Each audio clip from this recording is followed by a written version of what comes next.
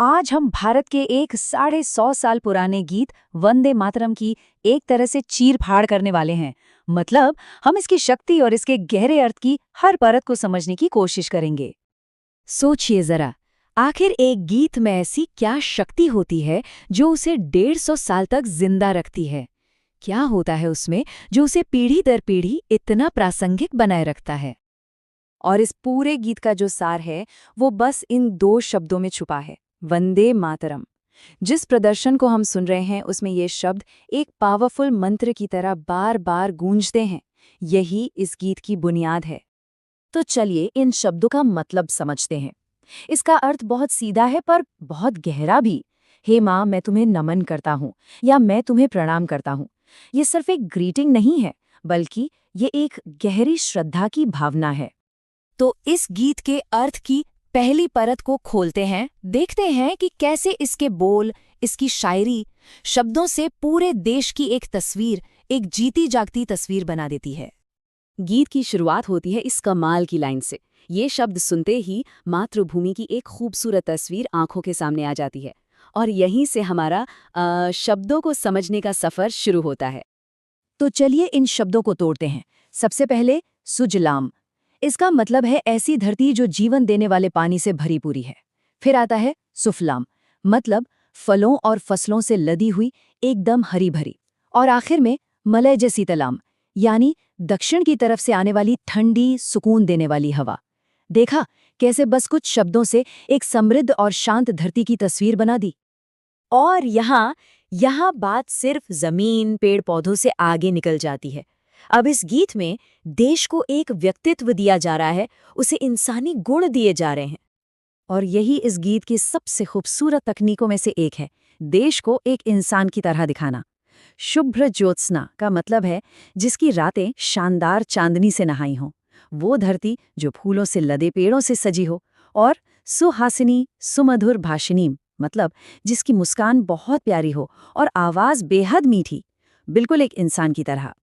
तो ये तो हुई शब्दों की बात। अब चलते हैं संगीत की दुनिया में और देखते हैं कि धुन कैसे इस गीत में जान डालती है। क्योंकि देखिए, इस गीत की शक्ति सिर्फ इसके शब्दों में नहीं है, बल्कि इसकी म्यूजिकल बनावट में भी है। इस प्रदर्शन में इन म्यूजिकल नोट्स यानी सरगम को बहुत अहमियत दी गई है।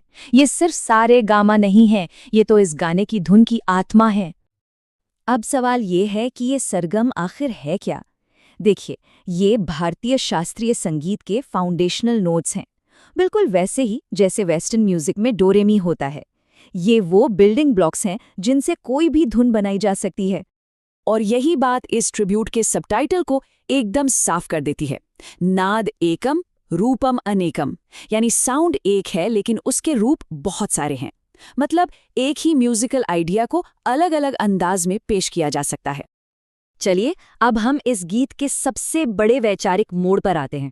एक ऐसा मोड़ जहां मातृभूमि सिर्फ एक भौगोलिक इलाका नहीं रहती, बल्कि उसे एक देवी का एक दिव्य रूप दे दिया जाता है। तो अहम बात यह है कि गीत इस बदलाव को करता कैसे है। एक तरफ तो जमीन का जिक्र है, जिसमें नदियां हैं, फल हैं, हवा और चांदनी है। और फिर दूसरी तरफ उसी जमीन को दुर्गा, लक्ष्मी और सरस्वती जैसी ताकतवर देवियों के रूप में पुकारा जाता है। ये एक काव्यात्मक छलांग है जो राष्ट्रवाद को सीधा अध्यात्म से जोड़ देती है। इस देवी वाले रूप का सबसे साफ सबूत इन पंक्तियों में है। इसका सीधा सा मतलब है, तुम ही दुर्गा हो, 10 शस्त्रों को धारण करने वाली। मतलब यहाँ मातृभूमि को एक शक्तिशाली रक्षक देवी की तरह देखा जा रहा है। और ये आइडिया तब और मजबूत हो जाता है जब गीत मातृभूमि की तुलना कमला यानी समृद्धि की देवी लक्ष्मी और वाणी यानी ज्ञान की देवी सरस्वती से करता है। तो इस तरह देश सिर्फ एक ज्योग्राफिकल एरिया नहीं रह जाता, बल्कि वो शक्ति, समृद्धि और ज्ञान का एक जीता जागता स्रोत बन जाता है। तो अब इन सभी धागों को एक साथ पिरोते हैं और उस सवाल पे वापस आते हैं जिससे हमने शुरुआत की थी कि आखिर ये गीत 150 साल बाद भी क्यों गूंजता है। 150 साल, जरा सोचिए कितना लंबा समय होता है ये संख्या सिर्फ एक आंकड़ा नहीं है, ये इस गीत की अमर विरासत और इसके सांस्कृतिक महत्व की निशानी है। तो वंदे मातरम की जो ताकत है वो 3 वजहों से आती है। पहली, ये मातृभूमि की एक बहुत ही सुंदर और दिल को छूने वाली तस्वीर पेश करता है। दूसरी, इसकी म्यूजिकल बनावट इतनी लचीली है कि इसे अलग अलग तरह से गाया बजाया जा सकता है।